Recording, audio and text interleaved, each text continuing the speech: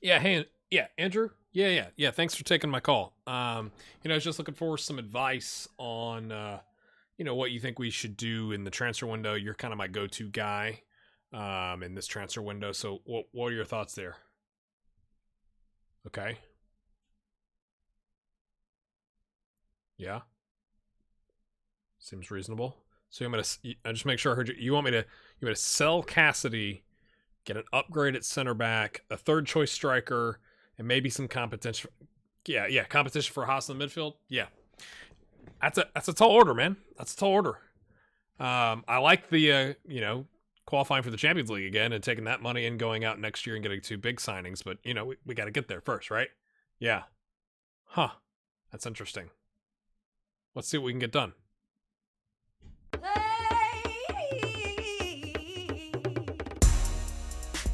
Hello, everybody. Welcome into the transfer window episode. We are definitely not going to have any games played in this episode. That's just not going to happen. I hope you know it was in good fun. Had a great comment from Andrew Wood. I think I'm gonna, if I have the memory to, I will put it in that intro so that you can see what I was talking about. But it's just kind of funny. It's always funny when someone leaves you a comment that's like really well aligned to what you're thinking you're gonna do. And so that was exactly what I was thinking. It's like, man, if we could start to phase Cooper out, like if somebody came in for him, I'd be interested. That'd be good. Yeah, I think it's time for Cassie to go. And then, a little worried about midfield depth. Cesare is our best option behind Haas and Jallo. So what if we could find somebody there? That's kind of what I was thinking. I just realized I'm on this screen, and if I click over to the transfers, it's going to show you all the transfers. We're not going to do that yet. No, we're not. We're going to go like commercial summary and into season awards. So hold on a second. All right, so let's go back in time. It's now May 2027. I guess I didn't realize at the end of the episode, Roma and Milan had not played. Obviously, Milan's already won the title. I'll show that to you here in a second. But Ida with the top goal scorer, Serge with the highest average rating and most assists, Cesare with best pass completion, which is kind of interesting with the 23 total appearances. Now, that means he obviously didn't attempt as many passes. Serge with 8 Player of the Match awards. My friends, overall best 11 now includes Grandi and Berggren, although Berggren is behind Zwolfs. I mean, I guess that's fair. Zolfs was here. Well, it's close. I don't know. I think that's kind of interesting. So now you got Cassidy, Ida, Haas, Kut, Jallo. Labuti still out there on the right, and Grandi again obviously is on the bench. So he's not gotten past Labuti, who's still hanging out there for Frosinone. That's how you say it. Theo on the left, Andreessen, Cooper, and Vipes. Zols. I just thought that was interesting. This season, Serge with 48% of the vote, my friends, with Jallo and Cooper behind. Again, to show you this, he does have the 16 goals, but he has 13 assists. His 29 total goals he was a participant in, had the highest average rating over how many? He's not as many minutes in comparison, but like still 42 starts. We just pulled him off a little, we substituted him off a couple times. I think he had a minor injury at some point. A couple weeks here and there. No, that was 2026. No, you gotta get your years. September 2026 was this past season. So obviously an outstanding season. 10 and 11 in league play. 6 players of the match in league play. I can't argue against that. I think it's interesting Cooper came in third. That to me is quite curious. Is it just going off of? I guess it's just going off average rating, which is kind of boring. I think that's a boring way to do it. If that's, I don't know. I don't know how Football Manager makes the determination. If you happen to know that, let me know in the comments. Because I don't. Ida with that goal that we saw, I did check this because I was like, wait, that just happened. Was the goal of the season for the team? Not of the whole of Serie A, unfortunately, but I thought, man, that was a really good goal. And they actually agreed with me. Signing the season, I don't think you can really argue that, Oriole, right? Like in comparison, he's started a bunch more games. Petter's got 18 starts, 8 subs with, I mean, to be fair, 8 goals on a 697. But Oriole has got 34 starts and a substitute with a goal and assist on a 702. You know, more of an impact from the 2 signings there. He's got the going on there as well, my friends. So that's that. Let me show you our commercial summary. All right. Obviously, we've made financial fair play. I thought this was kind of interesting. New Continental sponsor, 2.4 million, previous to 1.8, so we're up 600 grand on that. 2 new deals at 3.1 million. Sponsorship up to 7.77, up from 5.16. That's a tasty little jump there. Corporate and hospitality is up 50 grand. Matchday commercials up 22 grand. Competition prize money, my friends, up 15 million. Broadcast revenues actually down, which is interesting. Ida with the number 30, Surge on 13, Jalo on a 7, Coot on the 10, and Colombani on the 43, my friends. We show 12,414 shirts, 1.94 million in revenue. I think it's kind of boring, to be honest with you. Let me know if this is what you see in your saves, but I think it's like a set thing that 10% is not domestic. Like, I don't think I've ever seen a total here of non-domestic that was more than 10%. Which I'm like, that's kind of boring from Football Manager. What do you think? All right, let's go look at the transfers. All right, my friends. Oh, wait. I got to get to it. Hold on. Here's where I wanted to get to. Get you to the staff page. Okay? This isn't everybody because, you know, it's always funny to me when the season actually ends, you know. Like, I think contracts end at the end of June. So, like, that's the end of the season, right? Not the case. I just think that's bizarre, to be honest with you, because then Theo and Haas, I'd promised them new contracts by the end of the season. I'm like, I've got until the end of June, whatever. And then it pops up and it's like, they're upset because I haven't offered them a contract. I'm like, guys, it's like May. Like, come on. I just think that's a weird thing, but understandable. So we have gone out. I ran into, I don't know if it was a bug. I kind of wonder because of all the issues Football Manager had when the game first came out, with, like, you know, when I ran into, I couldn't like click continue or match preview when it was the Serie C playoffs, you know, that type of thing. I just think there's some like lingering bugs to where I could not post any under 18, under 20 job. I couldn't post a staff job of any kind, I don't believe. So I had to go and actually use staff search, which I don't love doing, but I also wanted to upgrade my staff. So not sure what to tell you there. So we got rid of Stefano Scali, our under 18 goalkeeper coach. It was fine. Had been here 5 years. We stole him from Chievo. The Chievo team, 10-12-10, 10-12-10, which is, you know, nice and even, I suppose.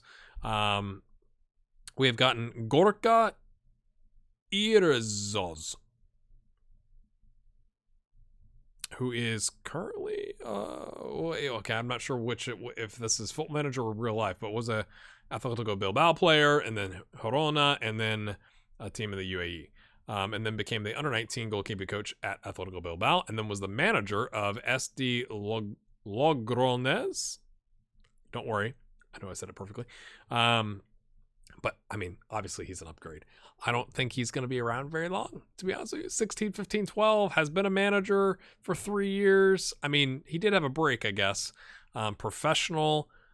Maybe he's just happy to be still in the game. I don't know. I think he's quite the upgrade, to be honest with you. Too bad we don't have anybody really outstanding from a goalkeeper standpoint in the youth ranks, but maybe we will now. They'll be inspired to come play for him and learn under his tutelage.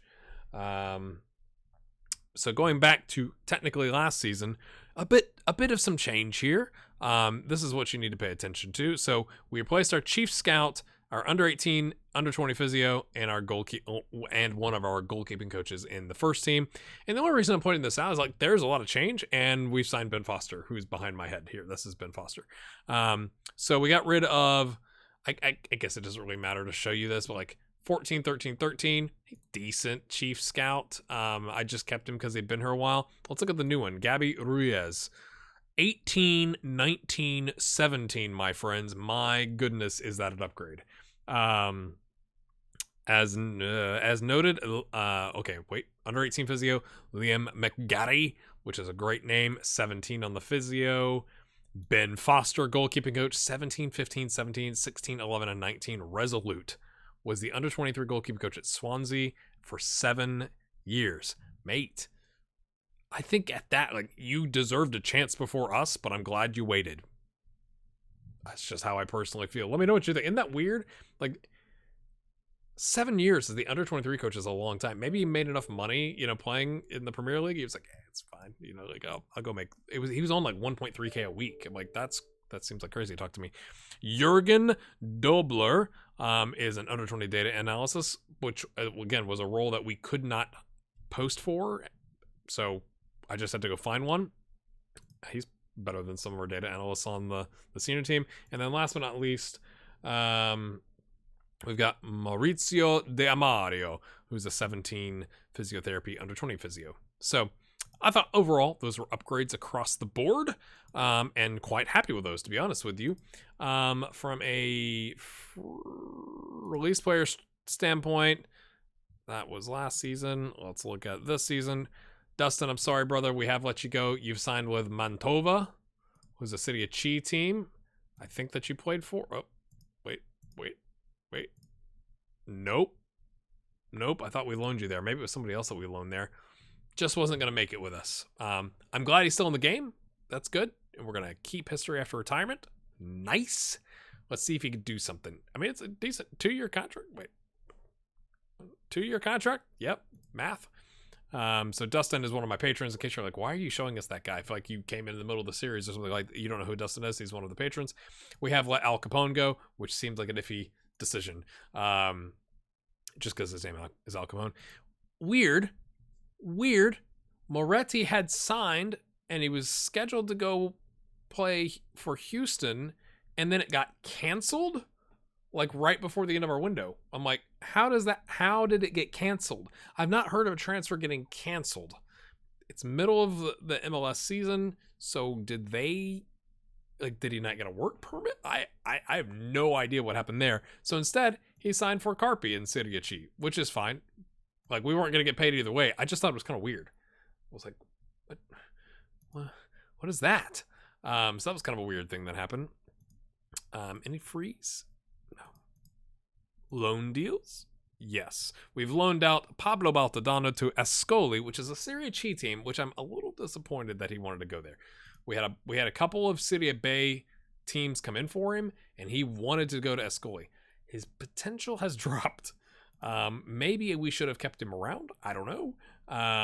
But I'm a little disappointed he wanted to go there because they had the Serie B team, had better facilities and would have been a bigger challenge. But I also want my players to go someplace where they're going to be happy. I mean, last season, he was like the Serie C player of the year or striker of the year or something like that. I mean, 16 goals and 5 assists on a 7-1-9's not bad. So we'll have to see how that goes. Ascoli was a team that was a Serie B team, so maybe it's a good thing. Like they're going to bounce up, maybe that's a thing he was interested in. I'm not sure.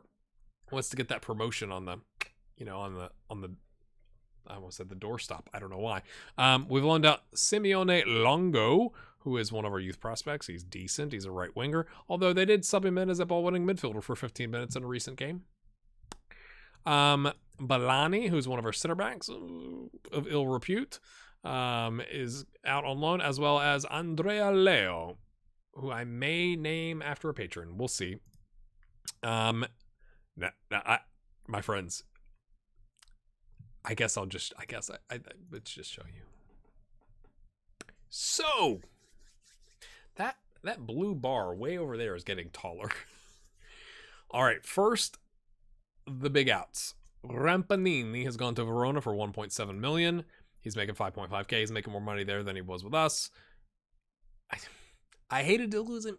He wasn't, I don't think, going to cut the mustard, and we bought it for 1.1, so we made a profit. I think overall it was a good deal, especially way back when $1 million was a lot, and now we've got bajillion in the bank.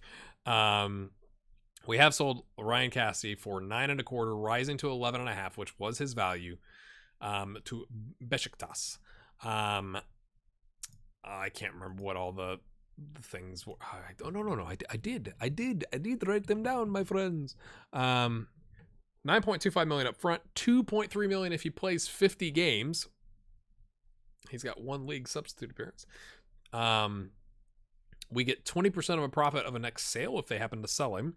And we're providing 4.7K per week in wages. We were paying him 46 grand. So like that obviously drastically reduced our wage budget. He also got 1.9 million, which was 20% of the sale. And it added a total of 5.75 million to the budget. I wish him the best. He wasn't going to get the playing time with us. Celtic came in for him for actually, I think it was like 8 million, rising to like 12 million. But he really wanted to go to Besiktas. So he's an important player. That's where he wanted to go. I hope for his career it goes well, although we don't have that league loaded, so maybe not. Let's go back. We also lost this kid, Giuseppe Amoroso, who was one of our youth prospects. I guess I don't understand the rules because he was on a youth contract, and I was trying to offer him a better contract, and Bologna had come in and offered like 200 grand, and I was like, no, leave me alone. And I tried to loan him out, and then they came in and offered 575, and like it didn't even give me the option to say no. It didn't say that the board had accepted. It just accepted it. So I guess they offered him a contract. There must be some rule. Like we got 575 grand in compensation. So I'm kind of disappointed because I think he's at 37 right now, but like I think he's gonna be good. But when you look at it that way, it's kind of hard to see with the purple. He's a 3.5 stars with all the black stars, their potential. I mean, I'm not gutted that we got 5 points or 575 grand for him, but I'm just disappointed how it happened. I was hoping to see him develop. Kind of is what it is. I will get to these. I want to tell you the other news before I forget it. Grandi and Oriol got called up to the under 21 Euros. We did extend Baltodano's contract. He had a year left, so we went ahead and extended him until 2030, so it's a 3-year deal. We got 5.9 million in Champions League TV revenue and 1.1 million in Champions League coefficient money. Atletico Madrid, I know some people go like that when you say it wrong, beat Real Madrid in the Champions League final. Vipes and Ida got called up and actually played against each other in Euro qualification. Colombani and Serge got called up to the Africa Cup of Nations. Colombani got his first goal and then some for Ghana and said this.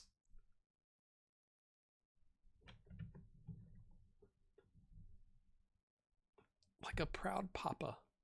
Like a proud papa. It just warms your soul when one of your players does that, doesn't it?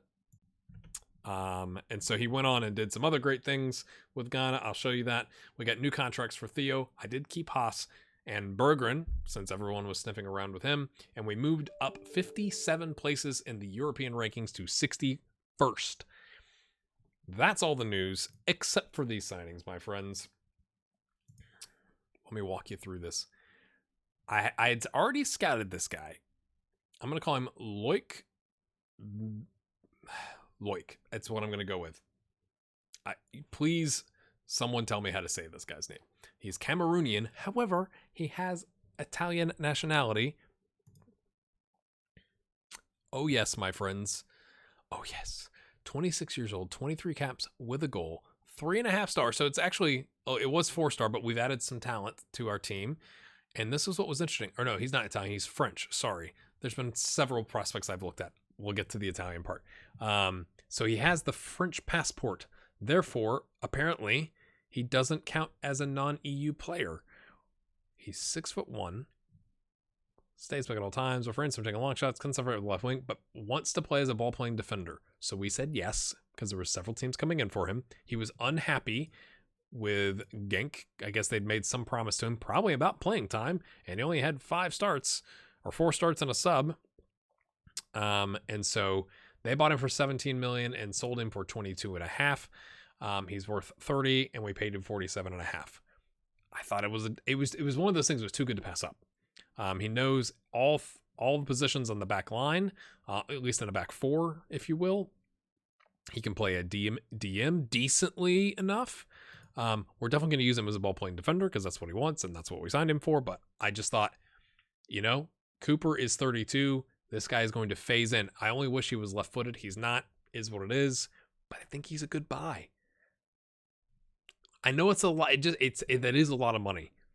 And the board said it was a lot of money. But he's also worth more than that right now. And We have no stipulations. So, like, no one can come in and steal him out from underneath us. And we got a 5-year deal. He'll be 31 when his deal expires. I think it's a fantastic deal. 26 years old, international experience, leading player for most sides, could still improve a little bit. Good I mean, just look at the thing down here, right? He's right behind Oriole. And Andreessen is now ahead of Cooper, which is a tad bit of a surprise to me, but we'll talk about it. So that's the biggest of the two signings. Then I'd had this guy, I'd been looking at it for a little bit, and I didn't do the smart thing, which was look at his information to see that he also had Italian nationality. This is the Italian nationality guy. Because he was American, he was at NYC FC, and then I was like, wait a minute, he's Italian. So I would have honestly pulled the trigger earlier.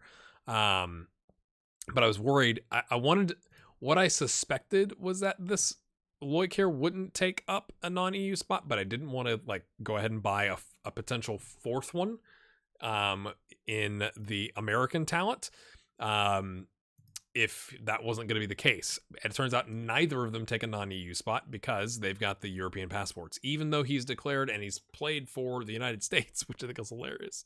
He doesn't count as a non-EU player. I don't understand. He's a Brescia product, which is obviously interesting. And then NYCFC bought him for 14 million. He had a 7.25 million minimum release clause, which I don't know why. You paid 14. But we're not complaining. And obviously in MLS had done quite well. I'm not really, I sounds bad, but I kind of discount that a little bit. But when you just look at his attributes, you're like, pretty good player. So this is the Haas replacement. He's a star player contract, 70K a week. Definitely better than Haas.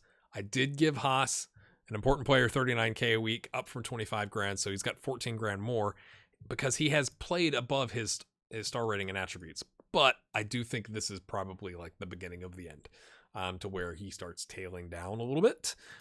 And this guy is obviously 26. And he's going to be 27 here shortly. But like, I think he's, for $7.25 million, getting a player worth 16.5. I think he's good.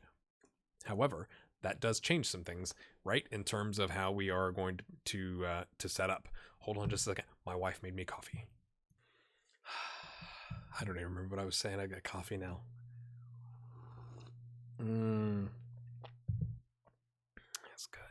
That's good. So, I think I remember what I was saying. It's going to change potentially how we play. Could, depending on who's healthy. So the only thing I didn't do that Andrew wanted me to do is get a third striker option. But I think when you look at the finances, we're down to 3.3 million. We're right on line with the wage budget. I mean, we could go find a free or something like that, but I'm pretty happy with where we're at, right? Like, I'm happy with the outs. I'm happy with the ins. We got what we were kind of targeting. I told you I wanted an advanced or attacking midfielder. And then I kind of changed my mind. I like the weird 3-4-3 system we've been playing. I like it a lot. I like it more than the 4-2-3-1. And that's a big part of Football Manager for me. It's like playing something I want to play. I don't want to just go like, oh, it's time for the 4-2-3-1, which everyone uses and it dominates or whatever, right? So we've gone back to this because now I feel like, again, if Cooper starts falling apart, then we could play 4 at the back. But we've got 2 really good ball-playing defenders, like really good.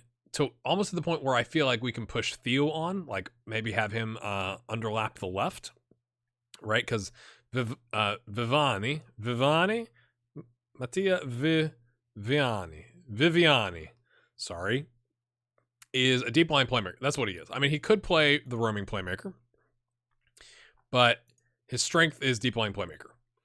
And so I thought, okay, if we put him on deep line playmaker, we could put Giallo, because Giallo's not really learned the roaming playmaker anymore, and apparently isn't going to learn it any higher. So, like, how can we use him? We knows the Mazzala, but I don't really want to use a Mazzala. We could put him on attack, so we get that attacking midfielder feel, pushing in there. We could retrain him here if we wanted to. I don't love that idea.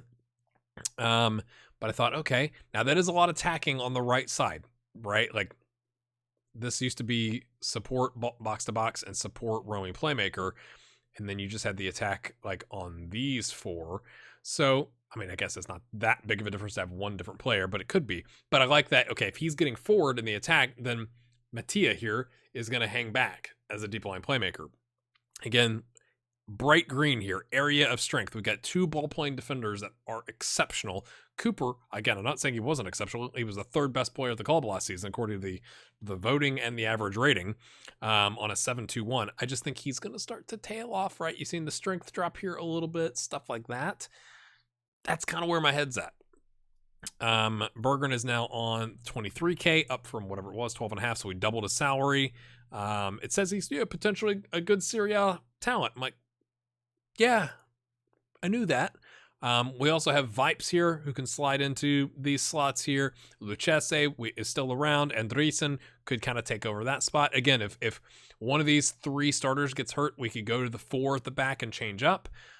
Coot still plays on the right. Obviously, we've got Gilles Perrin or whatever. Not what you want to see when you click on that preseason-wise. Ida is down to a squad player for 80K.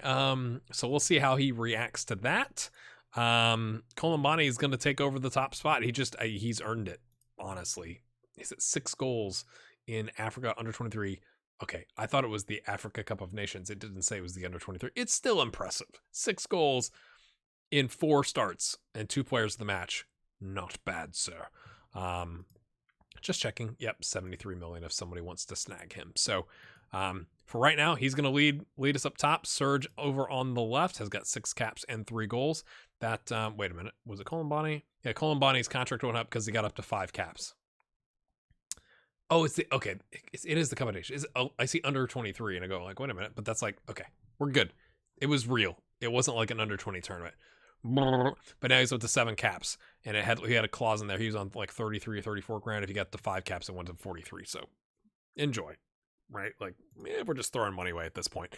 In terms of, okay, so you got Giroud and Wimbledon still covering the wing backs.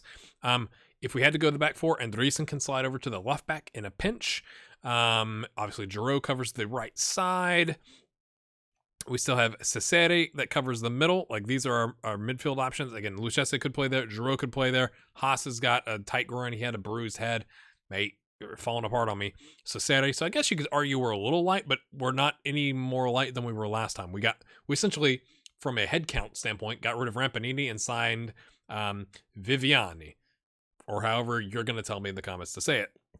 So we still have Haas and Cesare and Lucchese and Giroud. So I'm good there. On the right side, we've got Coot, Perrin, Tyrese can kind of be that 3rd striker option. So we've got essentially up top, Colombani can play up top, Ida, obviously, Tyrese, and then in a bind. Essentially, these guys can play pretty much wherever we need them to. And Colombani is up top and on the left. Coot can play all 4. I feel pretty good. I have kind of played around a little bit with a 4-3-3. If Haas is healthy, like if we need to rest a center back, we could switch to that. Not vastly different. And obviously we've got the 4-2-3-1 as well as another option. So we're gonna go for it. I like the 3-4-3. It brings me joy. So my friends, we've splashed the cash, if you will. At one point we're at 58 million and we're down to, I guess we've gotten a little bit of money since then, 36. Let me know what you think about those transfers. And someone kindly, this is the key thing, explain to me the signing of other youth prospects compensation and to how that happened. So apparently that's my bad, that I should have already have offered him a professional contract. But it is what it is. We'll take the 575. That's fine. Yeah, that's where we're at, my friends. And again, I'm already thinking next season, right? Like, this is how I play the game, right? It's like, yes, this season is important, but you're thinking, how do you keep building the squad, right? So Haas gonna be gone by the end of the season. Like, we will get rid of him at some point, would be my guess, unless he just continues to play above his station. Cooper gonna be his last season with us. Okay, so now we have Loic, or however you're gonna tell me we say it. We got Jallo. We've got Mattia, we feel pretty good about those. Theo, down to a 3-star. Do we start looking for another left wing back type player? Maximiliano, still hanging out there with some potential. Serge is unbelievable. Colombani is really good. Ida, will it be time to cash in on Ida at the end of the season, right? He'll have 2 years left on his deal. He's currently worth 19 and a quarter. Do we sell Ida and let Tyrese's contract run out and we buy somebody else? So that's how I'm going to be scouting, is can we go find another striker, like a young striker that won't mind kind of trading time with Colombani, because Colombani and Serge are going to trade time. I'm assuming we're going to have injuries and stuff like that. I really need Pennon to step up, since he kind of just did okay last season. Now, granted, it took us a while to kind of get to the 4-2-3-1, so that's mostly on me. Wim is not going to be the replacement for Theo, so that's kind of where my head's at. So I'm curious if that's how you also play. Obviously, planning a year in advance seems kind of crazy. I'm not saying I'm going to go sign some players right now, but I'm already thinking about, okay, where are my gaps? If this happens, if this guy gets hurt, then who? Or if this guy, it's time to retire, then who? And what would that do to our formation and how we play and stuff like that? So I'd love your thoughts on those as well. Hit that like button, my friends. I hope you're staying healthy and that you're mentally well as well. I'm working on it too. We'll see you next time. Oh, I guess I should tell you what we're going to do next time. We are going to probably play a Champions League game and Juventus.